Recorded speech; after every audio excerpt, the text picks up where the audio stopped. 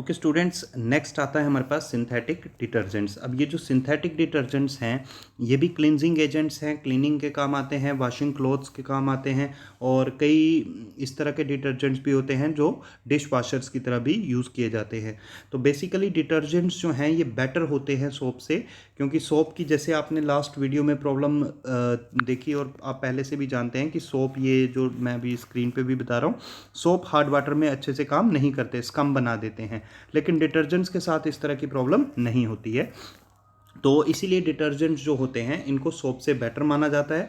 और and sometimes इनको they are also referred as soapless soaps. इनको क्या कहते हैं? Soapless soaps.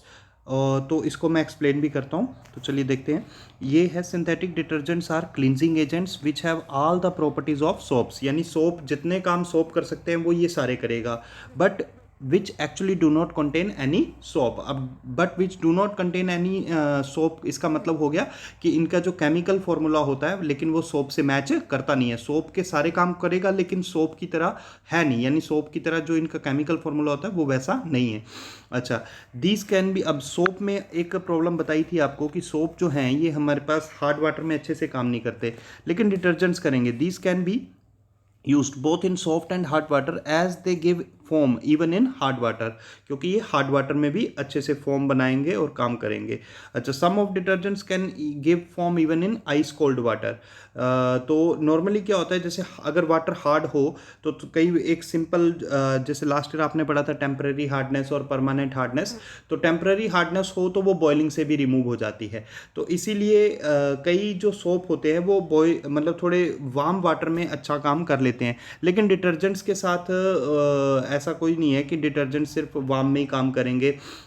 तो सोप में क्या होता है, कोल्ड वाटर हो तो वहाँ पे उसकी परफॉर्मेंस वीक हो जाती है, कम आती है। लेकिन डिटर्जेंट्स जो है ये ऐसा कोई कंडीशन नहीं है, चाहे वाटर हॉट है चाहे वो कोल्ड है, वो अच्छे से काम कर लेता है।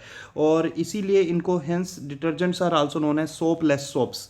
क्या कहा? Soapless soaps. अगर इसमें आपको पढ़ने में प्रॉब्लम आ रही है, मैं लिख कर भी बता देता हूँ क्या कह रहे हैं हम इनको कह रहे हैं soapless soaps, SOAP, soap less soaps. ये कहते हैं इनको, किनको? डिटर्जेंट्स को। ऐसा क्यों कहते हैं? सोप हैं, सोप इसलिए हैं क्योंकि क्लिनजिंग एजेंट्स हैं और सोप जितने काम सोप कर सकता है वो खुद करते हैं। लेकिन लेस सोप्स इसलिए कहा क्योंकि जो केमिकल फॉर्मूला, जो इनको हमने सोप की डेफिनेशन कही थी कि सोडियम पोटेशियम सॉल्ट होते हैं फैटी एसिड्स के, ये डिटर्जेंट्स नहीं होते हैं। इसीलिए सोप का, क्योंकि काम तो करता है इसलिए सोप कह दिया, लेकिन लेस सोप्स इसलिए लगाया क्योंकि डिटर्जेंट्स का फॉर्मूला अलग है और सोप्स का फॉर्मूला अलग होता है। अच्छा, नेक्स्ट बात करते हैं। अब ये जो सिंथेटिक डिटर्जेंट्स होते हैं ये हमारे पास 3 कैटेगरीज में डिवाइड हो जाते हैं। एक अनायनिक डिटर्जेंट, कैटायनिक डिटर्जेंट और नॉन आयनिक।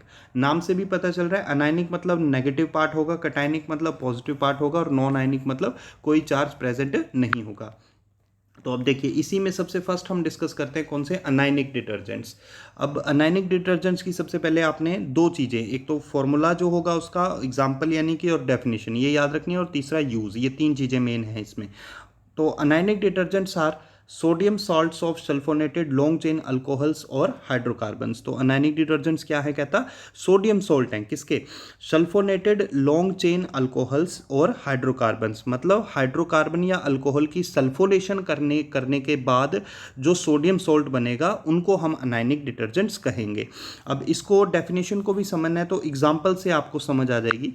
देखिए, एग्जाम्पल में क्या कहा इसने, ये अल्कोहल ले लिया तो यहाँ पे देखो ये इसने कहा ना लॉन्ग चेन अल्कोहल है, और तो ये लॉन्ग चेन अल्कोहल ले लिया। ये देखो 10 कार्बन ये हो गए, 1 ये हो गया और ये एक और आ गया, तो 12 कार्बन हो गए, तो लॉन्ग चेन अल्कोहल आ गया। ये है लोराइल अल्कोहल। और इसने क्या कहा था, ये देखो सल्फोनेटेड लॉन्ग चेन अल्कोहल है, मैंने समझाया भी। सल्फोनेटेड मतलब सल्फोनेशन करनी है, किसकी? अल्कोहल या हाइड्रोकार्बन की। सल्फोनेशन के लिए किससे रिएक्शन करते हैं? H2SO4 से। और H2SO4 ऑर्गेनिक में भी बताता था किस तरह से लिखना होता है। H2SO4 लिखना है आपने इस तरह से, HOSO3H, इस तरह से भी लिख सकते हो। तो अब जब आप इसकी सल्फोनेशन करोगे तो हमारे पास क्या होगा कि ये देखिए कौन सा ग्रुप आ गया, SO3H ग्रुप आ गया। SO3H ग्रुप किसकी जगह आ गया? H की जगह पे हुआ क्या? OH नेगेटिव चला गया। मैं एक बार फिर से बताता हूँ, देखो कैसे लिखते हैं H2SO4 को। OH और SO3H, इस तरह से लिख देते हैं। देखो गिन कर देख लो, चाहे H2 और SO4 बन गया ये। तो अब यहाँ पे क्या होगा, ये जो H पॉजिटिव है, ये H पॉजिटिव अपने साथ OH नेगेटिव को ले जाएगा और ये SO3H ग्रुप जो है इस H के प्लेस पे आ जाएगा। तो इसीलिए हमारे पास ये बन गया, देखो नीचे CH3 CH2 10 और CH2, ये तो सेम आ गया। आगे O भी, ये O जो है ये सेम यही O है, बस H की जगह कौन आ गया, SO3H। तो इस तरह से ये हमारे पास बन गया लोराइल हाइड्रोजन सल्फेट, यानी सल्फोनेशन हो गई अल्कोहल की। और लास्ट में सोडियम सॉल्ट बनाना है, ये ऊपर कहा था ना सोडियम सॉल्ट होते हैं, कहता long chain sulphonated long chain alcohols या हाइड्रोकार्बन्स के। मैं एक बार फिर रिपीट कर रहा हूँ, देखो कहना क्या चाह रहा है कि अल्कोहल या हाइड्रोकार्बन की सल्फोनेशन कर दो और फिर उसका सोडियम सॉल्ट बना दो, तो वो अनायनिक डिटर्जेंट बन जाएगा। तो अल्कोहल लिया, उसकी सल्फोनेशन कर दी, ये बन गया, और उस अब सोडियम सॉल्ट के लिए NaOH से रिएक्शन कर दो, सिंपल है। Na पॉजिटिव किसको जगह आ जाएगा, H पॉजिटिव की जगह। तो बाकी जो बनेगा वो लिख दो। ये बन गया सोडियम लोराइल सल्फेट, ये एक अनायनिक डिटर्जेंट है और साथ में बायोडिग्रेडेबल भी है। बायोडिग्रेडेबल का मतलब होता है जिसको बैक्टीरिया डिग्रेड कर दे, यानी नेचर में अगर इसको मान लो कहीं रख दिया जाए तो ये धीरे धीरे अपने आप ही खत्म हो जाएगा। अपने आप तो नहीं होगा, बैक्टीरिया इसको धीरे धीरे खत्म कर देगा। अच्छा, अगला एक और एग्जांपल है हाइड्रोकार्बन का, वो भी देख लेते हैं। देखिए यहाँ पे भी ये हाइड्रोकार्बन ले लिया, CH3 CH2 11 और बेंजीन रिंग। अब सल्फोनेशन कर दी इसने, सल्फोनेशन करेंगे तो अगेन मैंने अभी बताया था, सल्फोनेशन मतलब HO और SO3H। तो ये OH नेगेटिव होता है, SO3H पॉजिटिव होता है, तो ये पॉजिटिव अटैक करेगा रिंग पे, और ये कौन सी पोजीशन पे आ गया, यहाँ पे पैरा पोजीशन पे ज्वाइन हो जाएगा। तो ये देखो CH3 CH2 11 बेंजीन रिंग पूरी आ गई, SO3H ज्वाइन हो गया। और लास्ट में क्योंकि सोडियम सॉल्ट बनाना है हमने, तो किससे रिएक्शन करेंगे, NaOH से, और Na पॉजिटिव किसकी जगह आ जाएगा, H पॉजिटिव की जगह। तो ये हमारे पास इस तरह से बन जाएगा, और ये बन गया sodium dodecyl benzene sulphonate. क्या बन गया, ये देखो ये क्या था, डो डेकाइल बेंजीन, और ये बन गया dodecyl benzene sulphonic acid, और ये सोडियम सॉल्ट बन गया, इसका नाम हो गया sodium dodecyl benzene sulphonate. तो एक बार ये रिएक्शन खुद लिखकर बना कर देखना, फिर आपसे बन जाएंगी। अच्छा, नेक्स्ट इसके यूजेस की बात करते हैं। तो anionic detergents are used in toothpaste, they are mostly used for household work. चलो ये कोई बताने की जरूरत नहीं है, सिंपल ये याद रखना है, एक anionic detergents are used in toothpaste. तो तीन चीज़ों पे मेन ध्यान देना, एक इसकी डेफिनेशन, दूसरा एग्जाम्पल, और तीसरा यूज। चलिए नेक्स्ट आ जाते हैं कटायनिक डिटर्जेंट्स पे। Cationic detergents are quaternary. Quaternary का मतलब होता है 4 बॉन्ड्स बनानी है। Ammonium salts of amines with acetate chlorides bromides as anion, यानी ये कटायनिक डिटर्जेंट्स क्या है, अमोनियम, अमोनियम मतलब नाइट्रोजन पे पॉजिटिव चार्ज होना चाहिए, तो और क्वाटरनरी मतलब वो N 4 बॉन्ड्स बनाएगा। तो अमोनियम सोल्ट्स हैं किसके, अमीन्स के, विद यानी साथ में पॉजिटिव चार्ज तो N पे होगा, नेगेटिव कौन होंगे, या तो एसीटेट होंगे, क्लोराइड होंगे, ब्रोमाइड होंगे एज अनाइंस। अच्छा, इसका एग्जाम्पल देखिए, एग्जाम्पल क्या है इसका, ये इसका एग्जाम्पल है, ये जो ले लिया इसने। अब इस एग्जाम्पल में ये देखिए N आ गया, और N के साथ ये कितने कार्बन आ गए, 16 कार्बन आ गए यहाँ पे। ये देखो एक तो कार्बन ये है और एक कार्बन ये है, तो 15 है ना ये, तो 16 कार्बन हो गए। और इसको आप इकट्ठा करके भी लिख सकते हो, यानी आप इसको C16 और H35 करके भी लिख सकते हो। तो ऐसे ऐसे लिखना चाहो इस तरह से भी, और इकट्ठा करके भी लिख सकते हो, इसको पूरे को जोड़ कर भी लिख सकते हो। तो ये, और N आ गया, N के साथ 3 CH3 आ गए, पॉजिटिव चार्ज आ गया N पे, और बाहर क्या लगा दिया, Br नेगेटिव। इसका नाम देखो सीटाइल tri methyl ammonium bromide. Bromide क्यों आया, Br नेगेटिव के लिए। अमोनियम मतलब नाइट्रोजन है, उस पर पॉजिटिव चार्ज है। ट्राई मिथाइल मतलब ये देखो 1 2 3 मिथाइल ग्रुप है। सीटाइल, सीटाइल से 16 याद कर लेना, 16 होंगे तो कार्बन कितने हो जाएंगे, C16, और H हो जाएंगे, फॉर्मूला होता है 2N+1, यानी 32 + 1 33 हो जाएंगे, सॉरी 33। तो इस तरह से ये हमारा बन गया सीटाइल ट्राई मिथाइल अमोनियम ब्रोमाइड। ये हाँ, मैंने 33 होंगे शायद, मैंने लास्ट 35 कहा था, तो ठीक कर लेना इसको। अगर आप ऐसे लिखना चाहते हो ऐसे भी लिख सकते हो, और जोड़कर भी लिख सकते हो। फॉर्मूला ये होता है ना बेटा, CN अल्काइल ग्रुप का 2N+1। तो अगर कार्बन 16 है तो हाइड्रोजन कितने हो जाएंगे, 16 × 32 और 1 33। तो इस तरह से हो जाएगा ये, और ये फिर क्या बन जाएगा, ये C16H33 इस तरह से। अच्छा, तो cetyl trimethyl ammonium bromide is a popular cationic detergent and is used in hair conditioners. तो ये हेयर कंडीशनर्स में यूज़ होता है। जर्मीसीडल प्रॉपर्टीज़ हैं। जर्मीसीडल, सीडल का मतलब होता है किलिंग, ये पीछे एक जगह डिस्कस हुआ है। तो जर्म्स को ख़त्म करता है and are expensive therefore these are of limited use, ये बताना है आपने। अच्छा, लास्ट आ गया non ionic detergents. Non ionic मतलब कोई आयन यानी चार्ज प्रेजेंट नहीं होगा। तो non ionic detergents do not contain any ion in their constitution. इसका ये एग्जांपल है CH3 CH2 16 COOH। तो एक एसिड है, दूसरा अल्कोहल है। अब सेम वही बात, एक एसिड है एक अल्कोहल है, तो एक से H जाएगा एक से OH। अब मैं ऑर्गेनिक में हमेशा कहता था H किससे निकालना, जो लेस एसिडिक हो। तो आपने यहाँ से H निकालना है और यहाँ से OH निकाल देना है, और बाकी जो बच जाए वो जोड़कर लिख दो। ये देखो CH3 CH2 16 और CO, ये सेम आ गया। CH3 CH2 16 और CO, ये सेम आ गया। अब आगे ये जो O है ये O आ गया, और उसके पीछे वाला पोर्शन फिर से सेम ऐसे ही लिख दो। CH2 CH2O N time CH2 CH2 OH। तो ये इस तरह से बनाना है। और देखिए इसके यूज़ पे, liquid dishwashing detergents are non ionic type. Main problem that appears in the use of detergent is that if their hydrocarbon chain is highly branched, then bacteria can not degrade. तो उसको bacteria degrade नहीं कर पाएगा। कब नहीं degrade कर पाएगा, कहता डिटर्जेंट्स के साथ मेन प्रॉब्लम ये है कि अगर ब्रांच जो है वो हाईली ब्रांच हो जाए, जो कार्बन चेन होगी वो हाईली ब्रांच्ड हो जाए, तो बैक्टीरिया उसको डिग्रेड यानी ख़त्म नहीं कर पाएगा।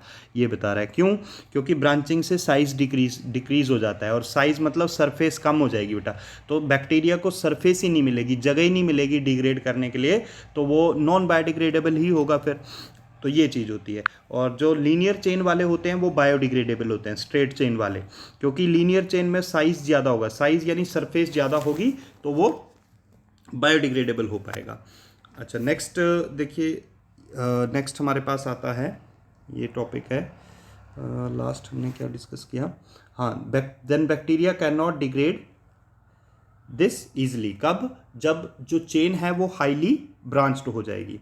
अच्छा, इसमें ये बताया गया है स्लो डिग्रेडेशन ऑफ डिटर्जेंट्स। जो डिटर्जेंट्स होते हैं वो ईजिली डिग्रेड नहीं होते, बैक्टीरिया उनको ईजिली ख़त्म नहीं कर पाता, काफ़ी टाइम लग जाता है, बहुत टाइम लग जाता है। तो स्लो डिग्रेडेशन ऑफ डिटर्जेंट्स की वजह से ये एंड कॉजेस फॉर्मिंग। तो इससे क्या होता है, जो वाटर रिसोर्सेज होते हैं, जैसे हमारे जितने भी स्ट्रीम्स हैं, रिवर्स हैं, पॉन्ड्स हैं, उनमें क्या होता है, झाग झाग सा बन जाता है। जैसे आप सिटीज़ एरियाज़ में कई बार जाओ तो जो रिवर्स वगैरह होते हैं या कोई नाले वगैरह होते हैं, उन पे झाग झाग सा बना रहता है। तो वो डिटर्जेंट्स के अकमलेशन, उनके इकट्ठा होने की वजह से भी बन जाता है। अच्छा, इसी के बाद ये बताया गया है अनब्रांच चेन्स, जो मैं समझा चुका। अनब्रांच चेन यानी जिनमें ब्रांचिंग नहीं होगी, स्ट्रेट चेन वाली, कैन बी बायोडिग्रेडेड, उनको ईजिली बायोडिग्रेड किया जा सकता है more easily, and hence pollution can be prevented. तो मेन ये बताया गया है कि जो ब्रांच वाले होंगे, उन जिनमें ब्रांचेस ज़्यादा होंगी, उनकी डिग्रेडेशन जो है वो मुश्किल होती है, तो वो नॉन बायोडिग्रेडेबल की कैटेगरी में रख सकते हो। और जो स्ट्रेट चेन वाले होंगे, जैसे ये समझाया था, यहाँ पे लिखा भी हुआ है, ये देखो, ये सारी चेन स्ट्रेट है, तो ये बायोडिग्रेडेबल होगा। और कंसेप्ट मैंने क्या बताया, क्योंकि स्ट्रेट चेन होती है तो साइज़ ज़्यादा होता है, सरफेस ज़्यादा होती है, तो बैक्टीरिया को जगह मिल गई डिग्रेड करने के लिए, वो इजिली डिग्रेड कर देगा। लेकिन अगर ब्रांचेज आ जाएं, जैसे ये देखो, ये लिखा हुआ है example of non biodegradable detergent is sodium 41357 tetra methyl octyl benzene sulphonate. मैं लिख देता हूँ इसको एक बार, ये क्या है, ये है सोडियम तो पढ़ा जा रहा है आपसे, और सोडियम के बाद डैश करके 4 आ गया, 4 के बाद डैश करके फिर 1, 3, 5, 7, और ब्रैकेट के इमीडिएट बाद आपने लिखना है tetra methyl METHYL, tetra methyl, और फिर बेंजीन BENZENE, बेंजीन, और फिर लास्ट में मैं यहाँ ऊपर लिख देता हूँ बेटा, बेंजीन के जस्ट आगे यहाँ पे लिखना है आपने सल्फोनेट SULPHONATE। तो ये पूरा एग्जाम्पल है। थोड़ा सा पढ़ा नहीं जा रहा लास्ट में, तो पर मैंने चलो पूरा लिख दिया, तो चेक कर लेना। पहले क्या नॉन बायोडिग्रेडेबल डिटर्जेंट का एग्जाम्पल पूछे तो ये बताना क्या, सोडियम 1357 टेट्रामिथाइल बेंजीन सल्फोनेट। बेंजीन के बाद ये ऊपर लिखा है मैंने सल्फोनेट, तो ये इसका एग्जाम्पल है। अच्छे से चाहे वीडियो पॉज करके लिख लेना। क्या है नॉन बायोडिग्रेडेबल का एग्जाम्पल? Sodium 41357 टेट्रामिथाइल benzene sulphonate. तो अब मैंने क्या कह रहा था, अब नॉन बायोडिग्रेडेबल कौन होंगे? जिसमें ब्रांचेस ज़्यादा होंगी। तो ये देखो इस पे काफ़ी ज़्यादा ब्रांचेस आ गई ना। 4 पे पहले तो 4 आ गया, तो वह 4 पे एक ब्रांच हो गई, फिर उसमें भी 1 3 5 7 पे कौन ग्रुप लगे हुए हैं? टेट्रा मिथाइल ग्रुप लगे हुए हैं। तो क्योंकि ब्रांचेस ज़्यादा हो गई, तो इसलिए ये हमारे पास एग्जाम्पल नॉन बायोडिग्रेडेबल का हो जाएगा। और एक सेकेंड, टेट्रा मिथाइल के बाद यहाँ पे बीच में आएगा ऑक्टाइल, OCTYL, ये यहाँ पे टेट्रा मिथाइल के बाद यहाँ पे ऐड कर लेना, tetra methyl octyl benzene sulphonate. तो ये इसका एग्जाम्पल है। तो ये बेटा ये यूनिट ख़त्म होता है, और इसको अच्छे से वीडियो सुनो इसके, और आपको ये सुन सुन के